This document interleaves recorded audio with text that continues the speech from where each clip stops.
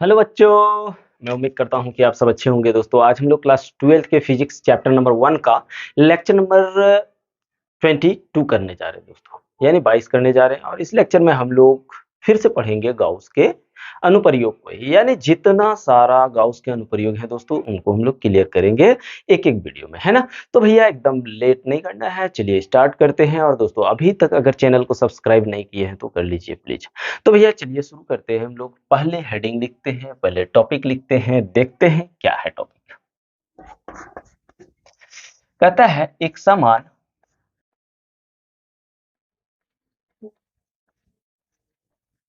रूप से आवेशित, हाँ, औचालक औचालक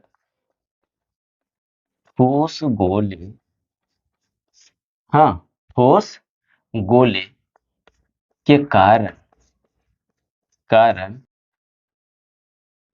विद्युत क्षेत्र। ठीक है भाई, ये है हम लोगों का हेडिंग। यहाँ से हम लोग देखते हैं क्या है क्वेश्चन।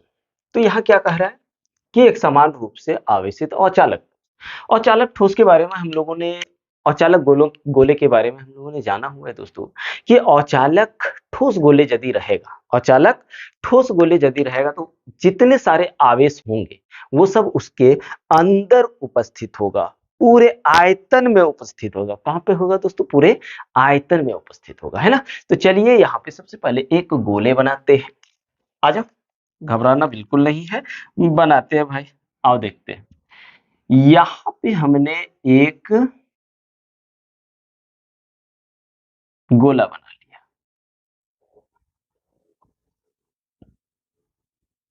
क्या बना लिया? एक गोला बना लिया। ठीक है, मान लीजिए यहाँ पे क्या है, इसके अंदर आवेश। ऐसा नहीं कि हम प्लस दे रहे तो आप लोग सोच रहे होंगे कि केवल प्लस ही होगा, आप माइनस भी रख सकते हैं। इससे क्या होगा, केवल विद्युत क्षेत्र की दिशा बदल जाएगी। तो यहां से इस प्लस आवेश के कारण हम लोगों को पता है इस सरफेस से बाहर जाते हुए इलेक्ट्रिक फील्ड दिखाई देगा। कैसे? ऐसे। तो यहां से मान लीजिए ये डिस्टेंस की अगर बात करूं तो यह आर डिस्टेंस है। कितना? R distance. लेकिन हमको क्या चाहिए, आर दूरी पर या एक्स दूरी, जो बोलो एक्स दूरी बिंदु पी पर, इसके अंदर इलेक्ट्रिक फील्ड निकालना है। यहाँ पे आर ही लेते हैं क्योंकि अधिकतर किताबों में आर लिया हुआ है। चलिए, तो अंदर, तो यहाँ पे क्या बनता है, एक गाउसियन सरफेस किसके रूप में बनता है, एक गोले के रूप में बन जाता है। उतना अच्छा से तो गोल हुआ नहीं, पर समझ जाइए ये एक गोला है। ठीक है भाई। तो यहाँ पे हम लोगों को क्या समझ में आया कि ये आर जो दिख रहा है इस आर से छोटा है। तो चलिए पहला नंबर लिखते हैं अंदर। कहां बना रहे हैं? अंदर बना रहे हैं ना। तो लिखेंगे औचालक, औचालक ठोस गोले के अंदर किसी बिंदु पर। ठीक है, औचालक किसी बिंदु पर। अब यहां देखते हैं ये आर जो है इसको सेंटर ओ मान लेते हैं, सेंटर ओ। तो लिखेंगे केंद्र, चलिए केंद्र ओ से आर दूरी इस प्रकार है कि स्मॉल आर जो है छोटा है किससे? कैपिटल आर से है। ठीक है, तो यहां पे एक चीज ध्यान दीजिए, अतः अतः गाउसीय पृष्ठ गोले के रूप में है। गाउसीय पृष्ठ किस रूप में है दोस्तों? गोले के रूप में। ठीक ना? एकदम है सर। तो जब गाउस पृष्ठ गोले के रूप में है तो हम लोग क्या करेंगे, गाउस के नियम का उपयोग करके इसके अंदर इलेक्ट्रिक फील्ड निकालेंगे। तो चलो भाई इलेक्ट्रिक फील्ड निकालते हैं गाउस के नियम से। पहले फ्लक्स निकाल लेना होगा। फाई इज इक्वल टू क्या होता है, क्लोज इंटीग्रल ई डी ए।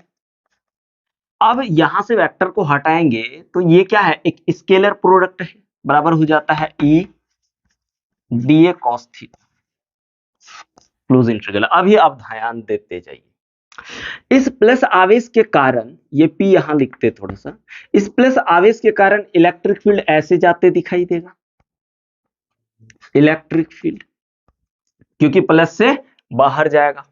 चलिए भाई, इसमें तो खत्म हो गया है, थोड़ा इसको रख देते हैं, ठीक है।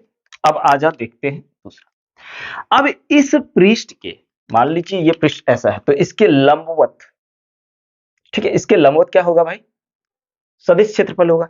तो ये इसके लंबवत यानी इसी डायरेक्शन में सदिश क्षेत्रफल भी जाते दिखाई देगा, यानी ये आप देखेंगे तो डी। तो इन दोनों के बीच थीटा एंगल कितना आ जाएगा, 0 डिग्री। तो यहाँ पे थीटा कितना लगा लूं, 0 डिग्री लगा लेते हैं। तो यहाँ पे चलिए Q इज इक्वल टू क्या, फाई इज इक्वल टू क्या होता है, Q अपॉन एप्सिलॉन नॉट, और ये आ गया थीटा यूज कर दीजिए, तो close integral E D A cos 0 degree. अब कॉस 0 डिग्री का मान कितना होता है, तो कॉस 0 डिग्री का मान होता है मेरे प्यारे, ये भी खत्म हो गया मेरे प्यारे बच्चों, कॉस 0 डिग्री का मान होता है, अगर देखूं तो कितना 1 होता है। तो यहां आ गया close integral E D A cos 0 degree का मान 1। ई हर जगह कांस्टेंट, क्योंकि हमको पता है, हम लोगों ने पढ़ा भी है कि गाउसियन सरफेस में हर एक बिंदु पर विद्युत क्षेत्र क्या होती है, समान होती है। तो यहाँ पे इस ई को इधर ले आओ, तो यहाँ आ गया Q upon epsilon naught is equal to E, बाहर कर लिए क्लोज इंटीग्रल डी ए। अब डी ए का इंटीग्रेशन अगर करने जाए तो क्या आ जाएगा, ए। अब देखो, अब यहाँ पे हम लोग Q का वैल्यू निकालेंगे, तो Q यहाँ पे 1 मीटर क्यूब में कितना, 1 मीटर क्यूब में कितना आवेश वितरित होगा, तो बोल sir rho, rho is equal to क्या था, Q अपॉन भी। तो आप यहाँ पे Q का मान निकालेंगे पहले, तो रो लिखेंगे, चूंकि रो इज इक्वल टू क्या, Q अपॉन भी। अगर भी इधर गुना कर दो तो Q इज इक्वल टू क्या आ जाएगा, रो भी आ जाएगा ना भाई। हाँ सर एकदम बिल्कुल आ जाएगा। तो अब यहाँ पे थोड़ा सा ध्यान दे दो जी, भी इस गोले का आयतन ले लेंगे, तो गोले का आयतन क्या होता है, गोले का आयतन कुल होता है सर 4/3 पाई आर क्यूब। अब आप लोगों के दिमाग में चल रहा होगा कि सर बड़ा कैपिटल आर क्यों नहीं लिए, तो दोस्तों हमको इतना ही निकालना है, अंदर उधर नहीं, इतना ही निकालना है, तो इतने का लेना है, यानी आर क्यूब। और यहाँ पे इलेक्ट्रिक फील्ड का भी वैल्यू हम लोगों को पता है, इलेक्ट्रिक फील्ड तो निकालना है भाई। एरिया, एरिया क्या होता है, अगर इसका एरिया देखो तो 4 पाई आर स्क्वायर, गोले का है ना, तो 4 पाई आर स्क्वायर। अब यहाँ पे रख दीजिए Q इज इक्वल टू क्या, Q इज इक्वल टू, इसलिए रो इंटू भी, हाँ Q is equal to rho into भी कितना निकला, 4/3 pi R cube is equal to E into area निकला 4 pi R square, 4 pi R square कितना आया भाई, 4 पाई आर स्क्वायर। इसमें से ये गया, इसमें 2 चल गया, पाई गया, पाई गया, 4 गया, 4 गया। तो इलेक्ट्रिक फील्ड की बात करूं तो एप्सिलॉन नॉट नहीं लिखे हैं, एप्सिलॉन नॉट। अब electric field is equal to क्या आ जाएगा, थोड़ा ध्यान दो, rho into R upon 3 epsilon naught. ये अगर हम देखो इसको तो रो कांस्टेंट, आर तो बदल रहा है ना, आर बदलते जाएगा, तो आर बदल रहा है पर रो नहीं बदलेगा, और आपका एप्सिलॉन नॉट तो बदलेगा, 3 ऐसे भी कांस्टेंट है, तो इलेक्ट्रिक फील्ड जो होगा डायरेक्टली प्रोपोर्शनल टू आर होगा। ठीक है भाई, यहाँ पे थोड़ा सा ले लीजिए ना स्क्रीनशॉट दोस्तों, उसके बाद हम लोग देखेंगे कि यदि Q यहाँ पे पॉइंट चार्ज के रूप में अगर Q को मान लें, बिंदु आवेश के रूप में, ठीक है, तो उसका इक्वेशन क्या बनेगा। बहुत ज्यादा गर्मी है भाई, है ना। चलिए ले लिए, मिटा दो, मिटा देते हैं। हाँ रे हाँ, चलो यहीं पे इधर अभी एक काम करते हैं, इधर ही केवल मिटाते हैं, उसके बाद आगे देखेंगे। लिखेंगे यदि Q बिंदु आवेश है, क्या है, बिंदु आवेश, हो तो क्या हो जाएगा इलेक्ट्रिक फील्ड। अब यहां से आ जाओ, अरे मिटा दिया ना। तो इलेक्ट्रिक फील्ड देखिए, electric field is equal to क्या हो जाएगा आपका, क्योंकि रो क्या निकाले थे वहां पे, हम्म, भाई क्या निकाले थे, चलो चलो चलो, अच्छा नहीं छोड़ो ना, तो कोई दिक्कत नहीं है। Q इज इक्वल टू हमने क्या देखा, Q इज इक्वल टू, तब आप अगर बिंदु आवेश मान लेंगे तो R क्यूब की जगह बड़ा R ले लेंगे, यानी Q इज इक्वल टू मेरा आया था रो इंटू भी। अब भी की जगह क्या ले लेना है, 4/3 पाई R का क्यूब, ठीक है भाई। और उसके बाद तब क्या हो जाएगा इलेक्ट्रिक फील्ड, देखिए समझा देते भाई, कि हम लोगों ने क्या निकाला था, Q अपॉन एप्सिलॉन नॉट बराबर E इंटू ए क्या 4 pi R square, 4 pi R square, और Q इज इक्वल टू ये तो रख दो यहाँ पे, rho into 4/3 pi R cube is equal to A into 4 pi R square, pi pi 4 pi cancel, तो 3 तो ऊपर आ जाएगा ना, यहाँ पे एप्सिलॉन नॉट तो लिखना ही भूल जाते हैं। तो चलो भैया इलेक्ट्रिक फील्ड अगर निकालेंगे तो electric field is equal to आ जाएगा,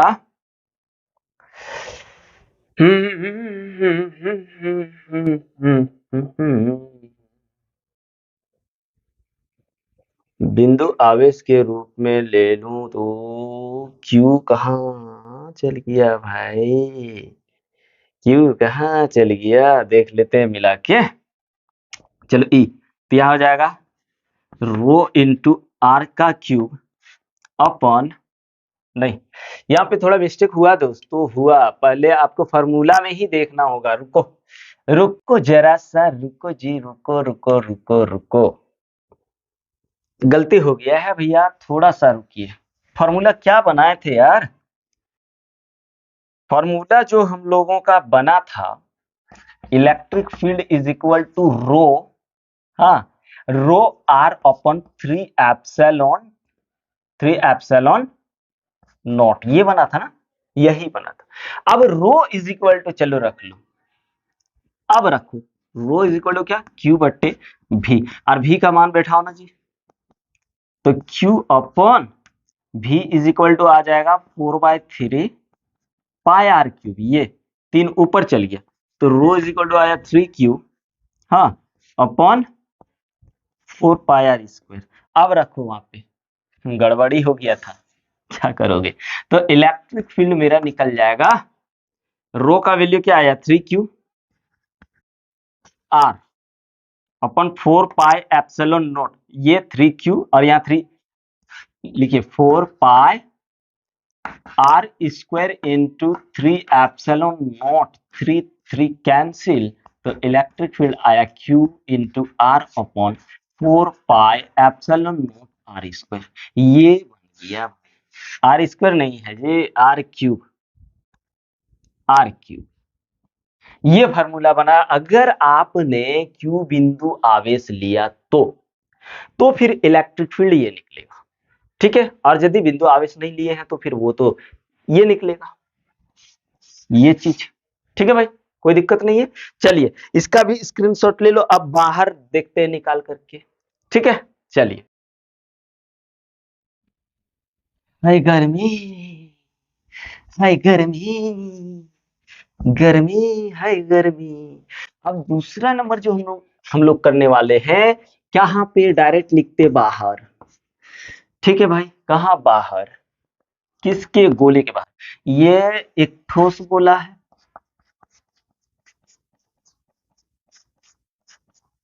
बिंदु O, हमको R डिस्टेंस पर यहां पे मान लीजिए निकालना है, बिंदु P पर, बिंदु P पर ये डिस्टेंस तो हमको पता है कितना है, R है, और इसको R ले लिया। तो यहाँ पे गाउसियन सरफेस कैसा आया, गाउसियन सरफेस की बात करोगे तो एक गोले के रूप में आया, तो लिख लेते थोड़ा सा, ओहो रुको दोस्तों, अब देखो लिखेंगे, केंद्र, केंद्र O से r दूरी पर इस प्रकार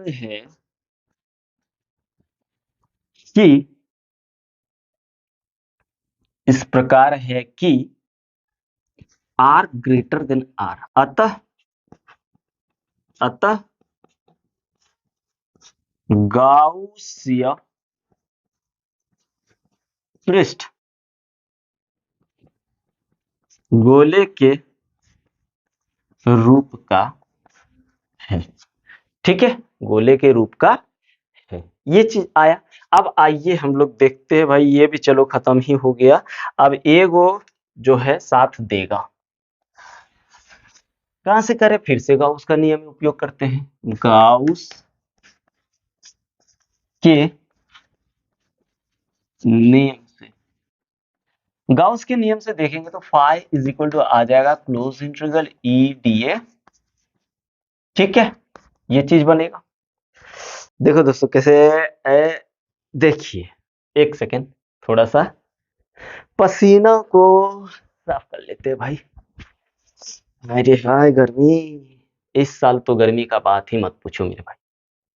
रिकॉर्ड तोड़ के देखो, शर्ट भी भीग गया हुआ, देखो देखो, खतरनाक। हाँ, तो फाई अभी वैल्यू रखेंगे। पहले सबसे पहली बात तो इसको कर लेते ई डी ए कॉस थीटा। अब यहाँ पे थीटा यूज करना, तो देखो इस प्लस आवेश के कारण इलेक्ट्रिक फील्ड ऐसे जाते दिखाई देगा। बहुत अच्छी सर। और यही पे इसी के सरफेस के यहाँ पे भी एरिया वेक्टर क्या आपको मिलेगा, एरिया वेक्टर की बात करेंगे तो इसी दिशा में जाते हुए दिखाई देगा। तो थीटा कितना आ जाएगा, theta is equal to 0 degree आ जाएगा। रख लू वहां पे value, close integral E D ए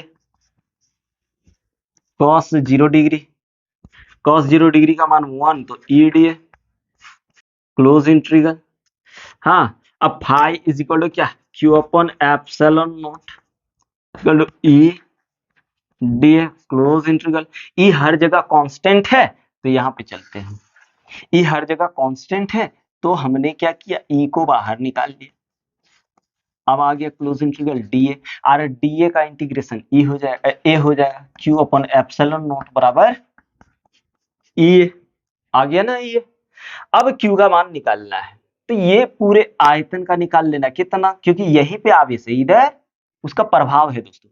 तो इस आवेश के कारण क्यू का वैल्यू निकालते हैं। लिखिए कि चूंकि, रहने तो अभी इसको, रो इज इक्वल टू, अब रो क्यों ले रहे, क्योंकि भाई आवेश अंदर है, पूरे आयतन में है, तो रो इज इक्वल टू क्यू अपन भी होता है। अगर अपने को क्यू चाहिए तो रो इंटू भी आ जाएगा। और बोलिए गोले का आयतन 4 पाई आर क्यूब होता है, तो यहाँ रो इंटू 4 पाई आर का क्यूब आ जाएगा। अब यहाँ वैल्यू रख दो, और एरिया भी तो निकालिए लेते हैं, एरिया किसका, एरिया तो हमने पूरा को लेना है, तो यहाँ पे हो जाएगा 4 पाई आर स्क्वायर, क्योंकि अपने को यहां तक निकालना है भाई। चलिए ले लीजिए, तो इधर मिटा दो, 1 2 3, इधर दिख रहा है कि नहीं भाई, हाँ दिख रहा है, आ जाओ। अब यहाँ पे हम लोग वैल्यू रख देते हैं, यहाँ पे Q बराबर क्या है, रो इंटू 4 पाई आर का क्यूब अपॉन एप्सिलॉन नॉट बराबर E into 4 pi R square. चलो इसको इधर ले आते हैं, तो E बराबर आ जाएगा रो इंटू 4 पाई आर का स्क्वायर, सॉरी स्क्वायर बोलते क्यूब, अरे इसको बोलने के बाद भूल जाते हैं यार, into 4 pi R square. 4 pi cancel, यहाँ एप्सिलॉन नॉट भी देने भूल गए। अरे सर भूल काहे रहे हैं ऐसे, तो क्या आया, rho R cube upon epsilon not R square. तो यहाँ पे एक चीज देखिए, आर तो बदलेगा नहीं, पर बदल कौन रहा है, छोटा आर। ठीक है, रो कांस्टेंट, एप्सिलॉन भी, ये एप्सिलॉन भी कांस्टेंट, तो ई इनवर्सली प्रोपोर्शनल, इनवर्सली स्क्वायर का होगा, आर के स्क्वायर का होगा। ये हम लोगों का इसका रिजल्टेंट निकला, इसका कुल विद्युत क्षेत्र निकला दोस्तों। बाहर में इतना निकलेगा, अंदर कितना निकलेगा, अंदर भी तो निकाल के दिखा दिए। अगर मान लीजिए, चलिए आप लोग तब तक स्क्रीनशॉट लीजिए, मान लीजिए कि अगर Q बिंदु आवेश, तो यहां मिटा देते हैं,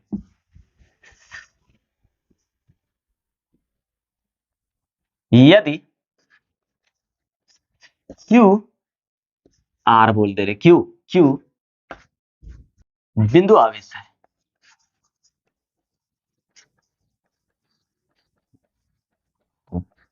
तो ई बराबर कुछ नहीं, डायरेक्ट लिखिए Q upon 4 pi epsilon not R square. काहेला इसका वैल्यू नहीं बैठाना है और क्यू का भी नहीं बैठाना है, जो आएगा यही आ जाएगा। ठीक है, कोई दिक्कत नहीं है। आइए अब ग्राफ देख लेते हैं। एक हमने ये निकला और दूसरा जो निकाला था क्या निकाला, ई समानुपाती आर, यानी डिस्टेंस बढ़ने पर, जब अंदर था तो डिस्टेंस बढ़ने पर क्या हो रहा था, इलेक्ट्रिक फील्ड बढ़ रहा था। लेकिन बाहर से यहाँ पृष्ठ से जब देखना शुरू किए तो जैसे डिस्टेंस बढ़ने लगा इलेक्ट्रिक फील्ड घटने लगा। तो यहाँ पे हम लोग एक काम करते हैं, एक ग्राफ बनाने की कोशिश करते हैं। यहाँ पे आप एक काम करें, ये इलेक्ट्रिक फील्ड का डायरेक्शन है और ये डिस्टेंस का दूरी है, क्या है, दूरी। चलिए अब यहां पे आप एक गोले का इमेजिन कर लीजिए, कर लिए, ये जो है कैपिटल आर, इधर जो होगा अंदर हो जाएगा, इधर बाहर। ठीक है, अब ये जैसे जैसे डिस्टेंस बढ़ रहा है, इस इक्वेशन से, फर्स्ट इक्वेशन से दूरी भी क्या बोल रहे हैं, इलेक्ट्रिक दूरी जैसे जैसे बढ़ रहा है इलेक्ट्रिक फील्ड भी बढ़ते जा रहा है।